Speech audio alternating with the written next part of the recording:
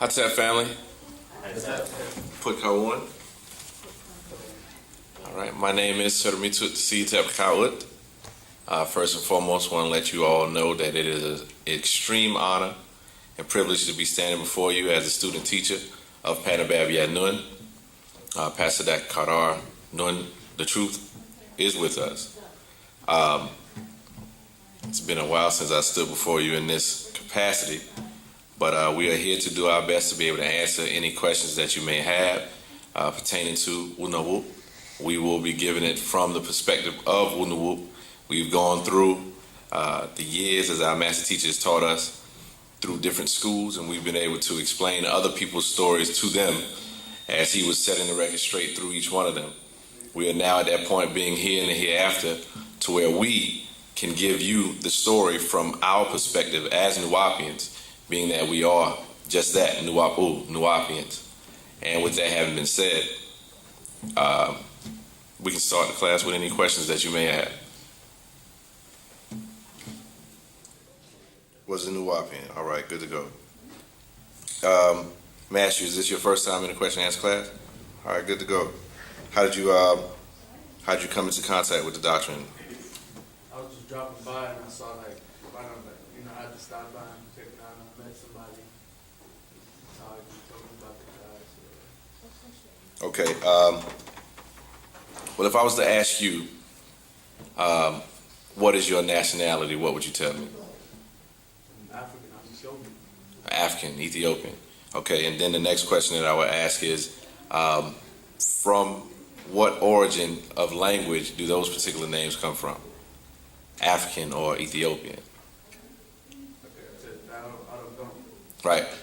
The reason why we say that is because, as we've been taught, being that our spiritual science, Wu-nuwaupu, deals with the right knowledge, being correct information, what it does is it helps us to be able to further get closer to knowing exactly who and what we are, rather than getting to who or what we accept based on what others have called us. When you get into saying Ethiopia, for instance, Ethiopia comes from the Latin ethos and opos, meaning burnt black face. Right.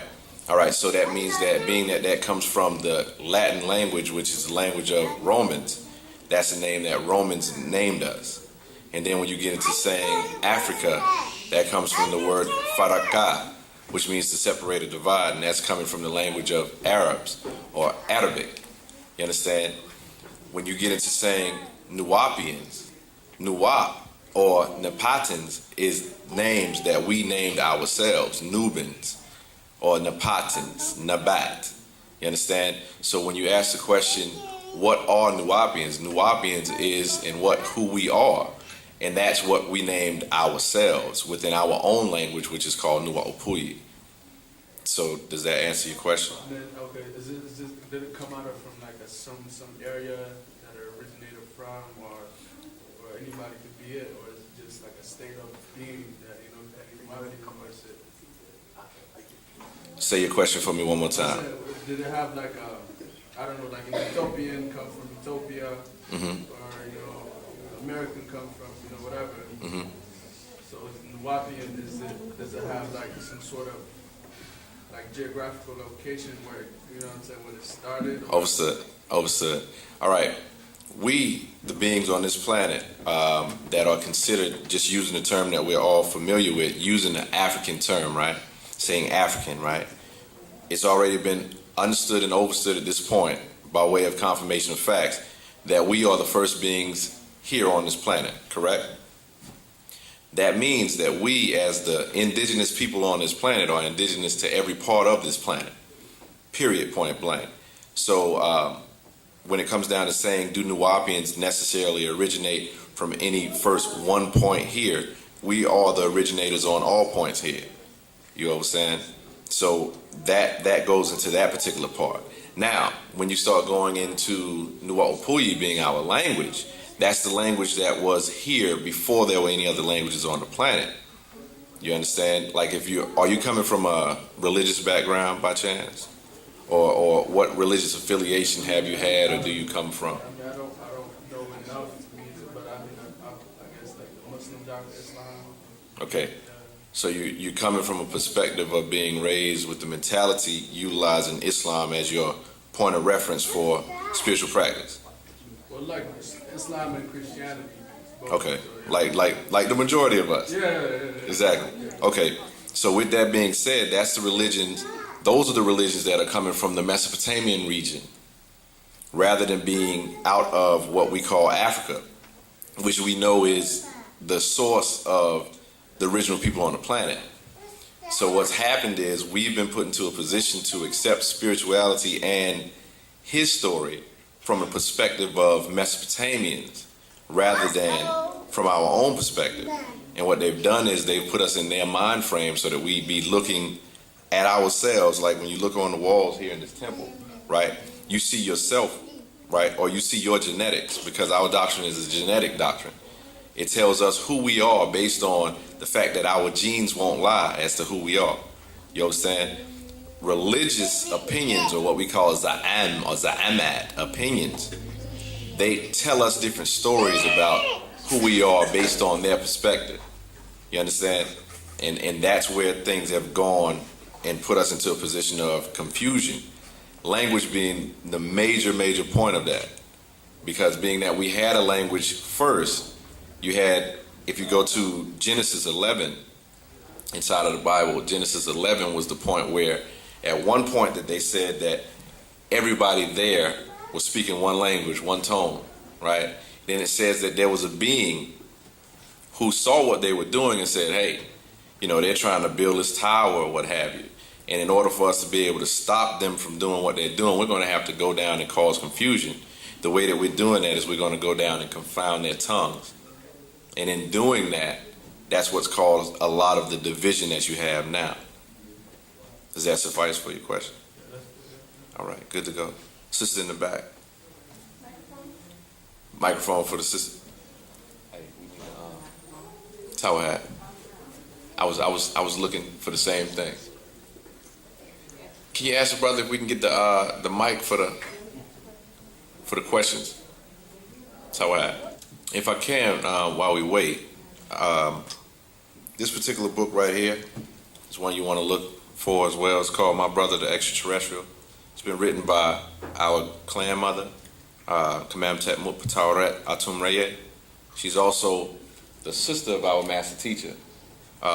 If you're familiar with him already, then it's his sister as well, his blood sister. Inside of here, it's got a lot of questions that she asked him while he's been, wrongly incarcerated. One of those questions deals with the question that you were asking about Nuwaupians, but also it goes a little further into what Wu-nuwaupu is as well. So if I can go ahead and give you that while we wait on that microphone, okay? It says, just what is Wu-nuwaupu saying? He said, well, it took me many more years than anticipated, from 1963 AD back to 1953 AD, on up to 1973 AD, then 1983 AD. I had to create so many schools just to reach my own people. On June 26, 1993 AD, as a United Nuwaupian Nation, a retained sovereign people, numbers 215, that's 1993 and 208, 1999 AD, with self-determination. Then she asked the question, by your own people, do you mean black people? He said, no, not at all. I mean Afaf Reye Ka'u, Africans and others who are ready to face and accept Pa Matatat, the words, or Pa Hakaktal Hakak, the actual facts. Then she asked a question, and by that you mean accept Wu-nuwaupu? He said, no, not really. What I mean is accept who they are, what they became, and their purpose. Wu-nuwaupu is our culture, and animism is our za'am, religion or opinion. Animism is from Latin, anima, meaning soul. The opinion that all life is produced by spiritual force. All natural phenomena have spirit, Latin, spirit, meaning breath. He says, and just what is our purpose? He said, well, if you mean here on this Kawak planet, that is one thing. And if you mean as a living being, that's another. I will say this. I came to clean my own inside out and outside inward, so they can be transported home. And we'll go further into that a little later if any more questions bring that up. But we'll go ahead and address this question now. She's mic'd up. Hi, Ted. How's that? I wanted to know if Ethiopians were mixed with Dravidian. If Ethiopians were mixed with Dravidians. Simple answer, yes. Ethiopians as you see them now, yes. And it's very interesting that you asked that as well, because it's mentioned inside of this scroll as well, or this book. If you can give me one moment, I'm going to get directly to it.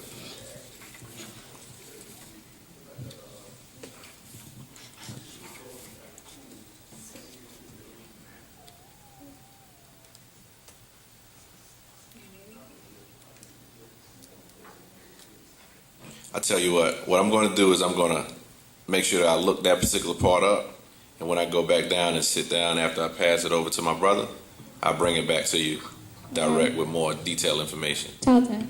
Ciao. I'll show you. On to the next question. What's going on, brother?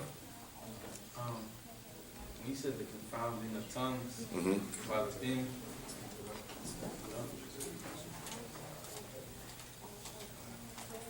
You said the confounding of tongues, the being that did that, what was that exactly? What was it? Insofar as when you say what was it, what do you mean? What did he do to confound the tongues? What was the confusion that he caused? Okay, it was a separation. You familiar with Patarak?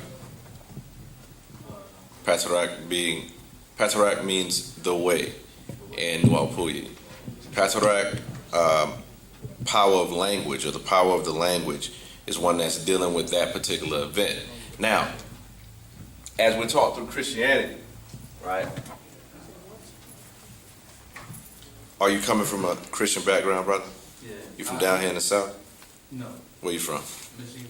Michigan? Yeah, but I know it says in the Bible that he confused their tongues. Uh-huh. Meaning he caused them to speak different languages. But, you know what I'm saying, I want to know, away from the Christianity view, Okay. what really happened. Good. So now let's back up a little bit. All right. First, the question is, why did he confound the tongue? Or why did they confound the tongue? Because you're saying you remember the story from a Christian point of view. Yeah, they said they wanted people to spread around the earth.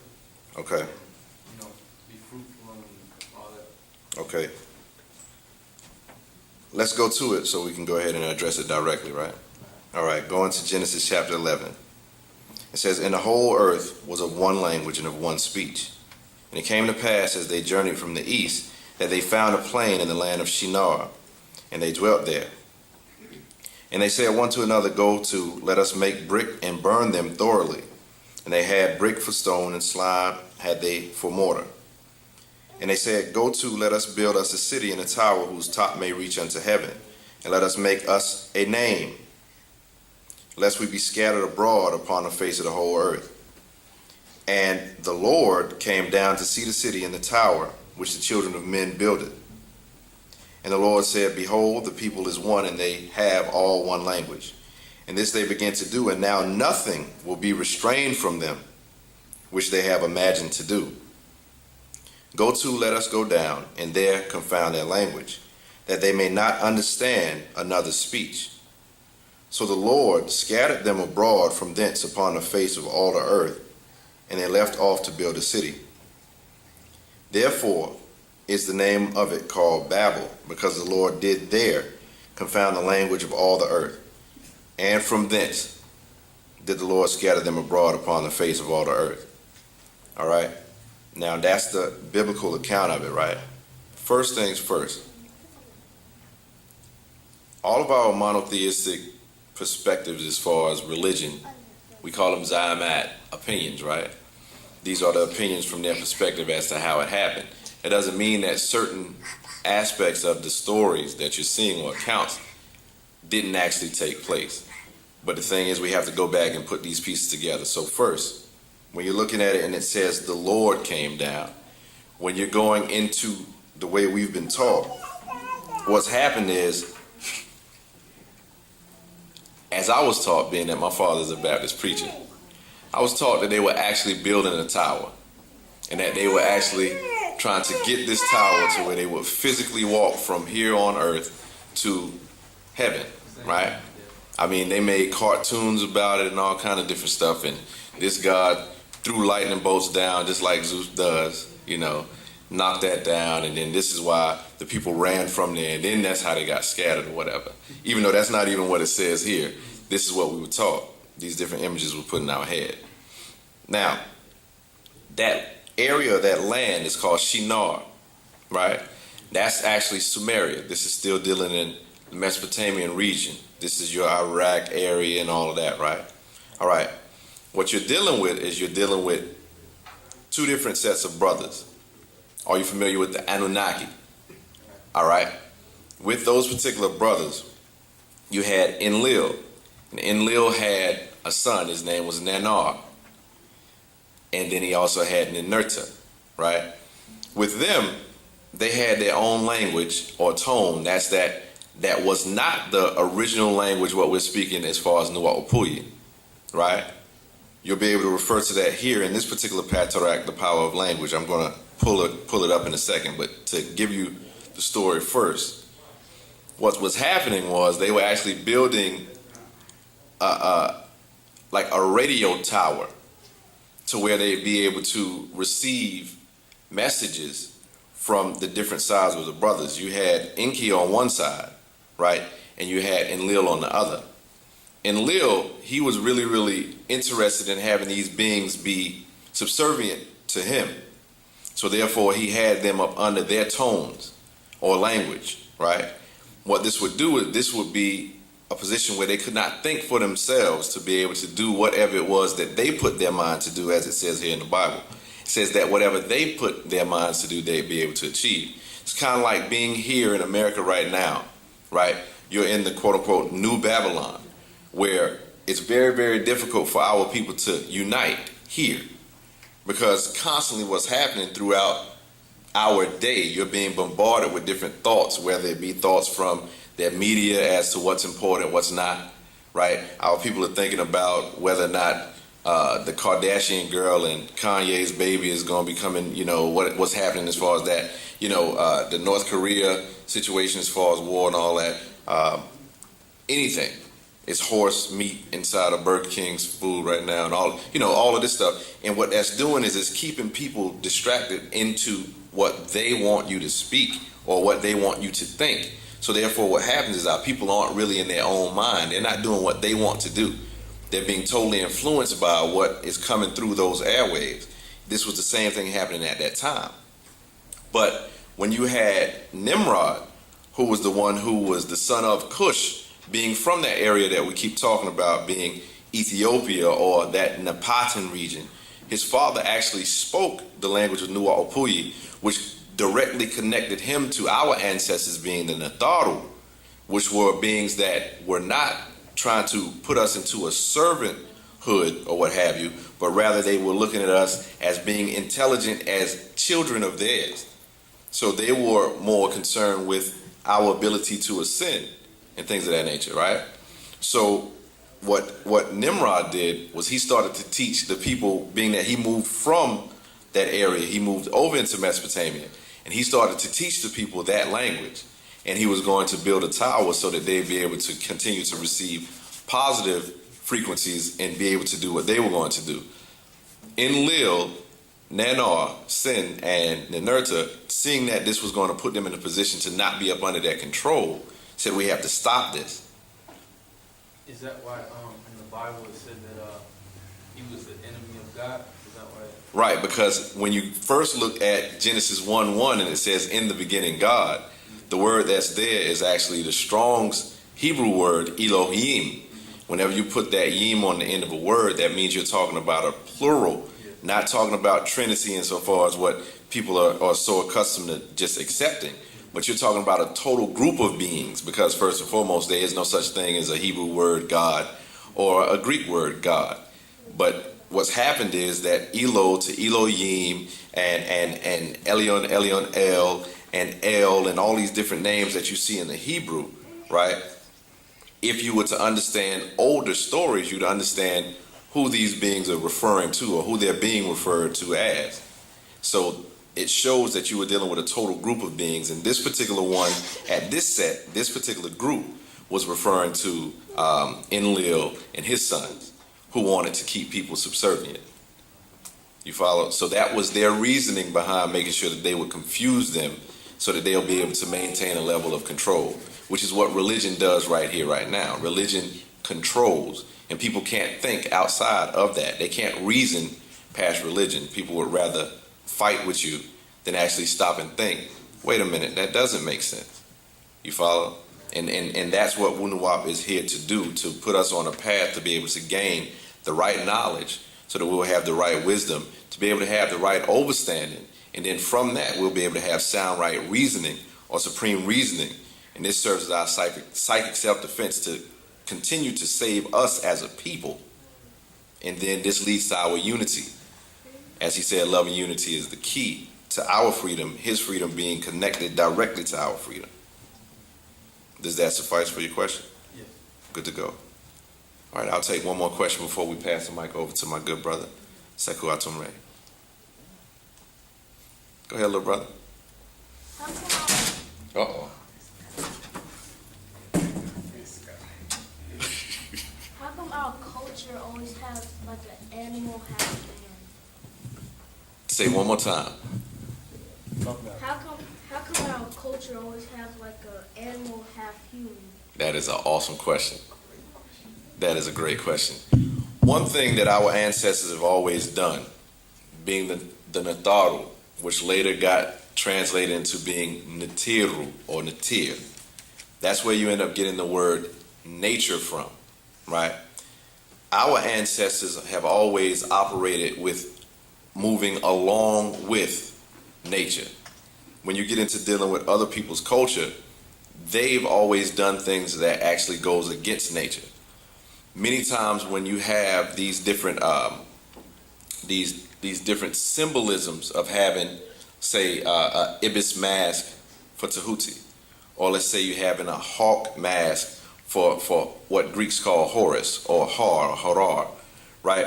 Whenever you talk about birds, one thing about birds is they've always been known for having a keen sense of sight, right? So when you see these particular beings and they have that anthropomorphic state, or they have a animal representing them, or just an animal mask representing them, is representing principles in nature. So like you'd have a hawk mask that would represent your ability to see really clearly, to have really great sight. Or like with the ibis bird is known for different things as Tahuti. It's known for being able to devour serpents. And it's also known for its patience, meaning that the way that it walks through swamps is really slowly, and it lifts its legs real high to step, and it steps slowly. So then it operates, and it talks about Tahuti's intelligence and his patience and his ability to be able to devour lies and things of that nature. So that's what that represents. Does that make sense to you? Great. Go ahead, brother. You just used a really big word, anthropomorphic. I know, that's why I said. What does that mean? Anthropomorphic. Morph means like changing, but anthropomorphic, it's basically you saying that you're taking an animal figure, you're taking a human figure, you're morphing them together. Like, remember, I don't know, you might be younger than, I don't know if you know about, Power Rangers. You familiar with that? Yeah, I know Power Rangers. Good. They call them Mighty Morphin Power Rangers, right? And then they get to a point to where they transform into a particular thing, right? That particular thing that they morph into or change into, that's what anthropomorphic means. I didn't mean to throw that out there like that, but does that make sense? Yes. Yes, it does. Hey, thank you so much. Thank you so much. And with that, I'm going to go ahead and pass the class off to my good brother, Sekou Atumre. And while I'm doing that, I'm going to be getting that information for the sister's question back in the back. All right?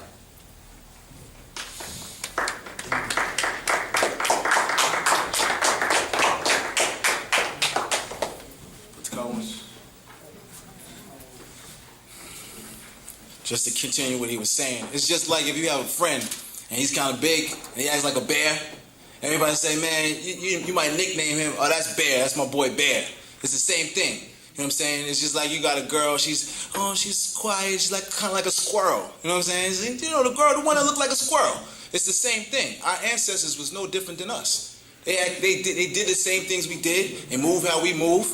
It's just the same thing. When you look at ancient Egypt, Pt.1, the master teacher, the master of heaven and earth, told us, look at ancient Egypt, look on the walls the same way you look at your grandparents' pictures. Same thing. Follow?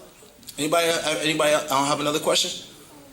Or just to follow up on that, can you touch upon like I don't know, ancient Kemet, how the pyramid came about, a lot of things, how it was built. That's really a broad question. You know what I mean? I don't want to get stuck here for like 8 hours. Somebody else got a question. Like, can you go into depth more about your question? Like exactly what you mean?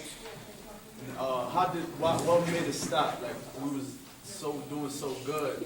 Why did it stop? Well, actually, it's a time period for things. You have 6,000 years where we ruled, and then we ruled into the devil's rule. We were in their rule when we left.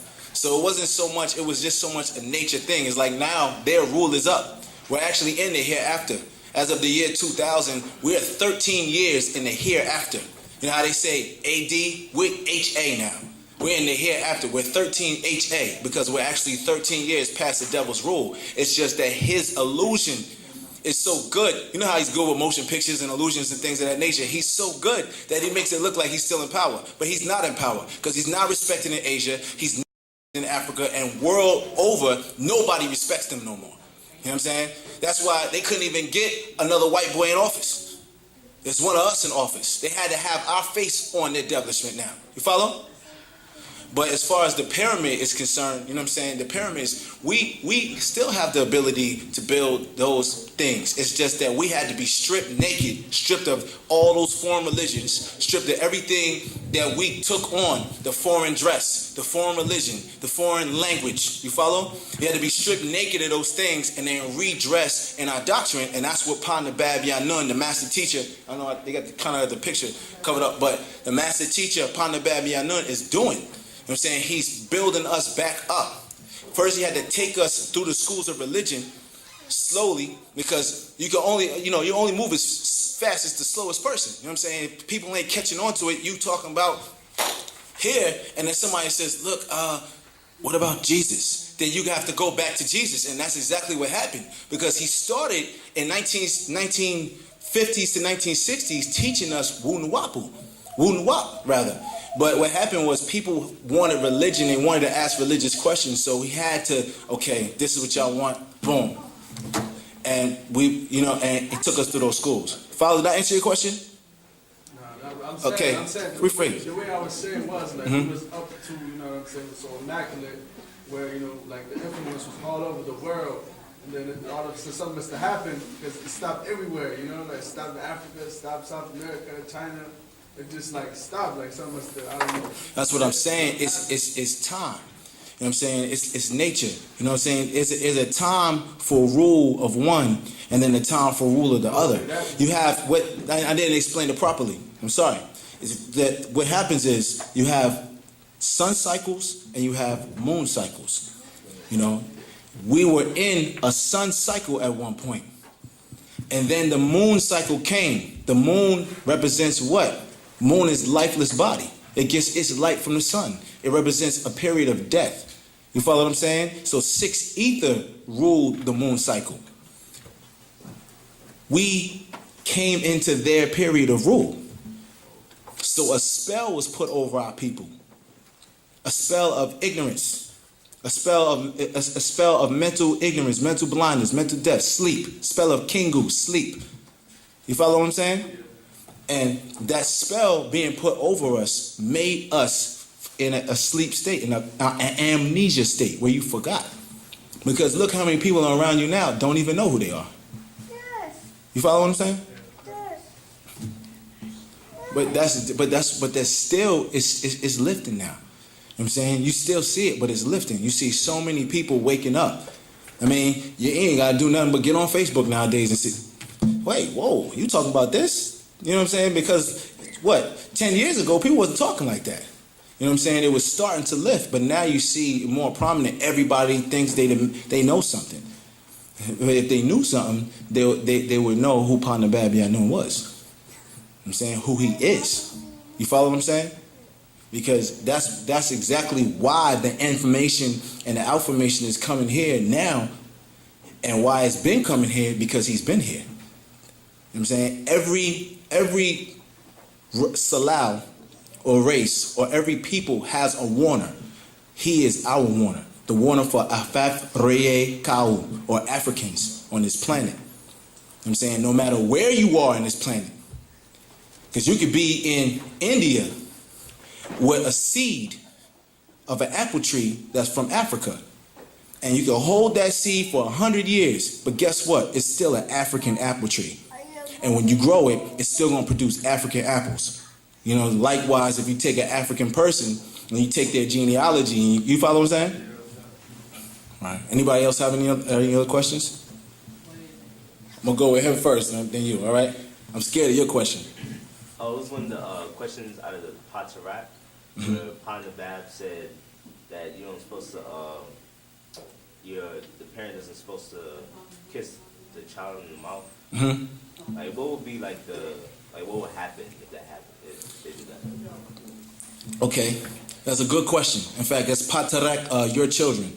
And the brother asked, he said, what would happen? He said, in the Patarak, it references why we shouldn't kiss the children until they're 3 to 5 years old, and never kiss them in the mouth or eyes, ever.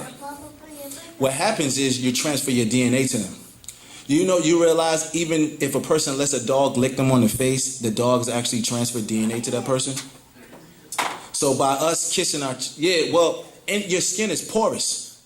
So, any type of exchange of your, you sweat from your skin can also absorb things, which is why sometimes, some of us niggas are so ashy, you put on lotion and 20 minutes later, you got to put lotion back on because your skin absorbs. It's absorbing. So it's the same thing with the kiss. If you kiss a child, some of your DNA, which is adults have germs. See what I'm saying? Or older people have germs. So when you kiss, now the germs is on the child, and now you're hurting that child. Now suppose you had a girlfriend, and your girlfriend got some people in her family that ain't so cool, and you kiss your little brother on the face. Oh man, it's my little brother, man. Kiss on the forehead. And now her DNA is in him. And now whatever ancestors she has in her, good or bad, is now transferred into him. Now he has to war with them growing up all his life. You follow what I'm saying? Yeah. So it's really the science of genetic kiss. You know what I'm saying? One of our many actual facts. I'm sure you're familiar with genetic kiss. He was talking about the 30 ancestors, or 29 if your mother's still living, or 28 if your mother and your father's still living, and so forth. And with those 30 different beings, you have 30 different personalities that culminate into that one person. So now if you have a wife or a girlfriend, or if you might even drink after somebody habitually over and over again, you're mixing genetics with them. Brothers around here say, did you GK that? You know what I mean? Before they drink it, because they don't want to mix genes with somebody else, because now you got 60 or 90 or 120. So imagine, it's hard enough with the 30 we have, because we don't know how much we've been mixed here and there throughout the line. So imagine you got 90, 120 people now that you have to battle to keep yourself on Patarek. You follow? Yeah. That's basically the reason. As much as I can expound. It might be another bill that I'm not familiar with, but as far as I know.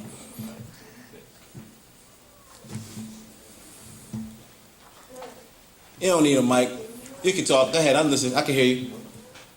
If you're not timid, come closer to the front so I can hear you. Because you're way back there. Why? Okay, that's a good question. He said, if we spoke the language of Nawabic so many years back, why is it that we can't remember it now? Okay, can your mother cook?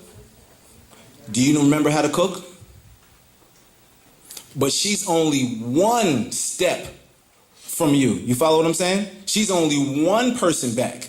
Now imagine going thousands and thousands of people back. How hard it will be to remember that. And you can't remember how to cook, and your mother is right there. Now, you understand what I'm saying? Does that help answer your question? Or you needed me to go a little further? Okay. It's in your genes. The language is in your genes. But speaking it makes you remember it. Not just knowing it exists. It's like you know cooking exists, right? But you know if you get up there to make a cake, what it's going to look like when you finish, right? But it's in your genes to be able to cook. It's in your genes to be able to season food. It's in your genes to be able to build pyramids. It's in your genes to speak Wu-nuwaupu. You follow? But it's just, you have to be reminded. That's why they sent Pt.1 to us, raised up from amongst us to be able to remind us of the things that we forgot. Because he told us a long time ago, he said, it's not that I'm teaching, it's not that I'm showing you something, it's that I'm reminding you of what you forgot. It's like, what's called is dormant, which means to sleep. It's sleep in your genes. It means it's in there, but somebody has to wake it up. Some of us heard that voice and we knew what time it was. We heard Pt.1's voice. And it's that same thing. When you hear that tone of your language, it will wake you up past just the language. It'll wake you up to the things that you forgot for thousands and thousands of years. Does that answer your question? All right. Y'all children asked some tough questions. I was scared of you back there. I wanted to make sure you come up here so I could look you out of the eye before you ask that question. Anybody else? I got one. Now you know, being let me see if I get this right. The Roman antics. That's the way they did certain things as far as romance, how they make love, how they kiss. Now going back to our ancestors, how do we do things different from them on that level? Well, that's a good question. Well, I could tell you the best that I can without overstepping my bounds and what I know. We held sex as something sacred, and they don't. We held love above what they call lust, and they don't. You follow what I'm saying? If you look back in Rome, they got a pretty prolific history of wild parties and different things that they did, the way that they carry on. For instance, it was the Potamic Egyptians that drank intoxicating beverages. We did not. So everything about what they did is lies. We did not do that. We were about truth. We were about facts. You know, your grandmother, she'd tell you to your face, boy, your breath stink, go brush your teeth. They say, oh, it doesn't smell that bad. You just take this cup. You know what I mean? It's a whole different way of moving. If they can't dance. You follow what I'm saying? So the Rome antics is really confusion and really copying and really mimicking and imitating everything that we had, because they copied our whole culture, or tried to. They built the pillars like us. You know what I'm saying? Even if you go to Athens and you look at the buildings that was built by us as Nuwaupians, they started copying the way that they did the buildings after us. So they still do it. You know what I'm saying? They trying to get hip hop down. They think they got it. You know, but after they touch it, we don't want it no more. I got another part to that question. All right, French kiss. French, right. Did we do that? Did that kind of exchange? I mean, for me to say, like, we went back, really? Because of the exchange of the DNA? That's really, I mean, how can I say? You know what I mean? It's really kind of, if you really think about it, it's kind of nasty. I mean, when you really think about that's the custom, we accustomed to it, and we grew up watching it on television so much, and we think it's the way almost every movie got to have a kiss in it somewhere. But when you really think about it, it's really kind of nasty, right? It's not helping making no babies, really, right? It's really kind of nasty, you know, but that's what we're accustomed to, you know? Hatat.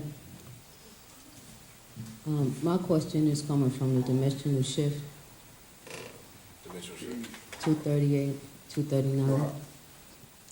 I was excuse my voice. I was trying to explain this to someone, dealing with how the Ethereal self the physical self came later. I was trying to explain it to them the way Bob explained it to us in the past. But I was wondering if you can give me more. Can you reword it? I'm having trouble understanding your question. I'm going to read the verse from Dimensional Shift, verse 238 and 239. Mm-hmm. The original Africans were souls, Etherians, 239. The human body grew later as original immortals. I was asked 2 days ago how this happened. And the only way I was able to explain it was what Baba had explained. What does it say before and after the verses you read? How far you want me to go up? 238 and 239. Okay. I'll go to 235.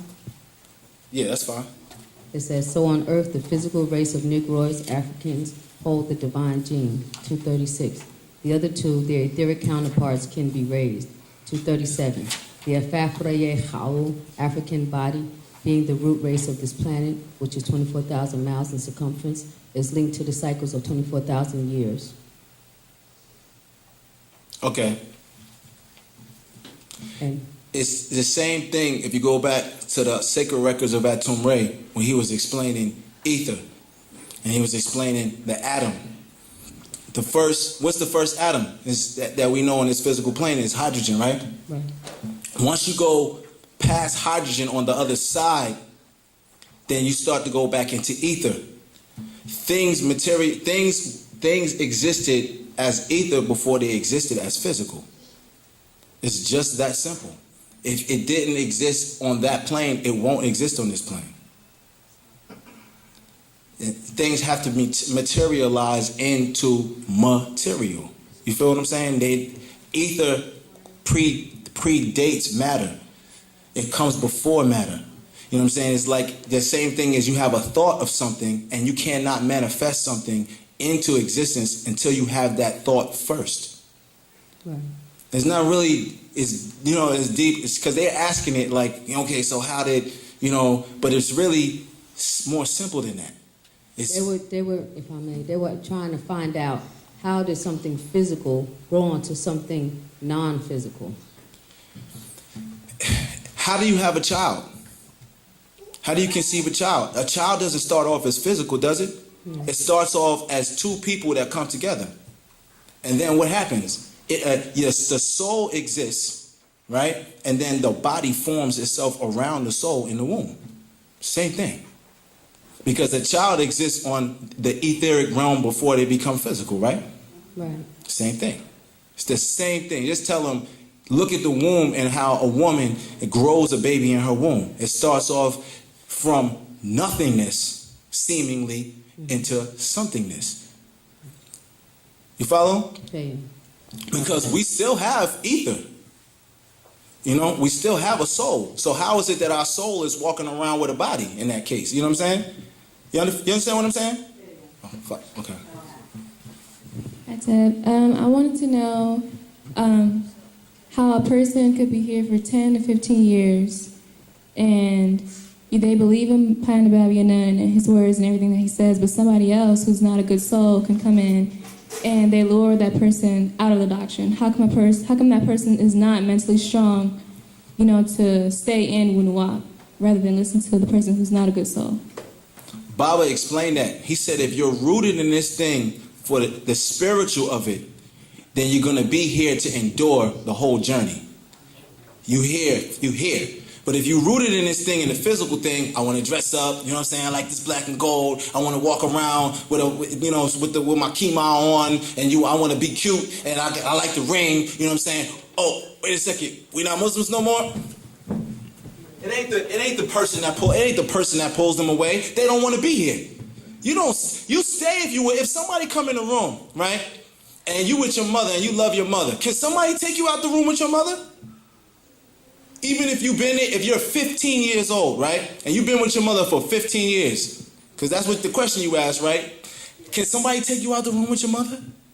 They can't take you out the room, right? Not if you want to be there. So you just answer your own question. They leave because they want to leave. Nobody's making them leave. Them fools was looking for an excuse to leave when they got here. You know what I'm saying? Because we a lot of times, yeah, you know, I was there, and you know, brothers, man, they just made me leave. You know, I couldn't take it anymore, and they made me leave. There ain't nobody make you leave, fool. You left because you wasn't here. Your body was here, but you was never here. You know what I'm saying? There's fools now that get on the internet and, yeah, I left because I couldn't take the way that things were. You know what I'm saying? I might not have been in the school of Ansar, but I can ask any one of these brothers. They'd tell me, look, if we had a broken step in the building that we lived in, and you said something about broken step, guess who's fixing that broken step? You, who opened your mouth about that broken step. And that's how we got to think. If you see something broke, fix it. I had a conversation with somebody earlier today. They said, you know, every time, you know, I come to Papa Rao, it's this and that going on. I said, okay, so what are you doing to fix it? Right. Well, okay then, I'm done. You know what I'm saying? If you're not doing something to fix it, then you're part of the problem. Sayings of the master teacher. If you're not part of the solution, you're part of the problem. You follow? It's simple. If people don't fall for people, don't believe them. When people start telling you why they left, don't believe nothing they say. Say, okay, prove it to me. Come back home. That nigga ain't here no more. You follow what I'm saying? Come back home. You know what I mean? Because a lot of them fools left anyway. Huh? It wasn't here. Anybody else?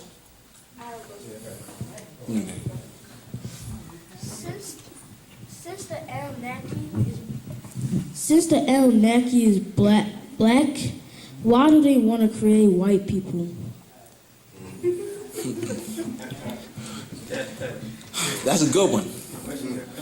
The Anunnaki, you know what I'm saying?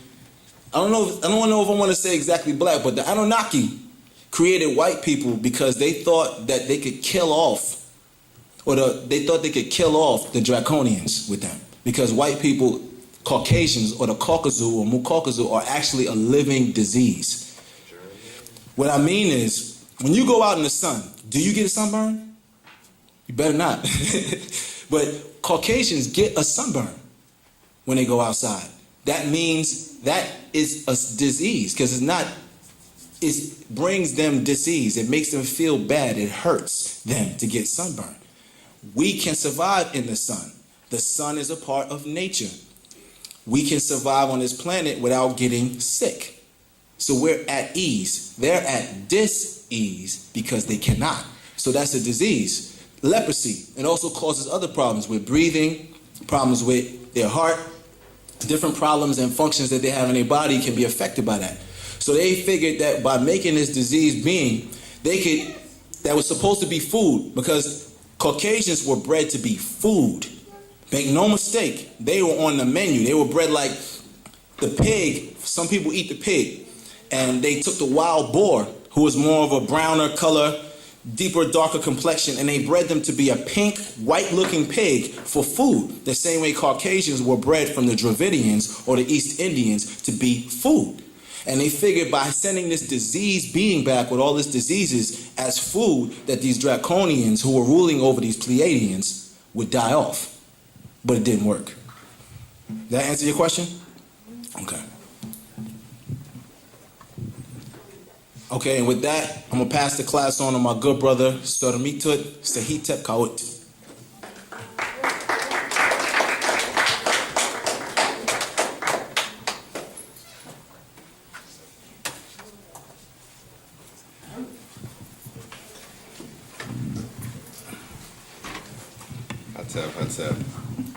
All right, before we get started with more questions, to go back and readdress my sister's question, what I did find in here was real simple and to the point. So I'll do my best to be simple and to the point. Can you repeat the question? The question she was asking was about Ethiopians. She was asking if the Ethiopians have been Ethiopians presently, right? If Ethiopians that you see now that are considered to be quote unquote Ethiopian or Eritrean, if they've been bred or crossbred with Dravidians.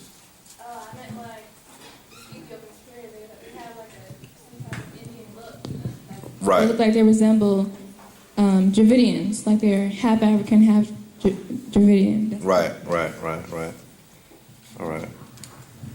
Well, first, you just in that statement, what you just said, you really answered the question yourself, because by way of their traits, you're able to see.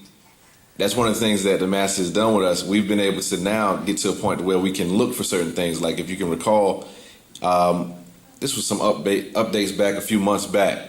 Like he was talking about one of the differences between like Caucasus and Nagaru. You'd be able to see like Nagaru have ear lobes, and he was saying how Caucasus, like from more purebred Caucasus have no earlobe.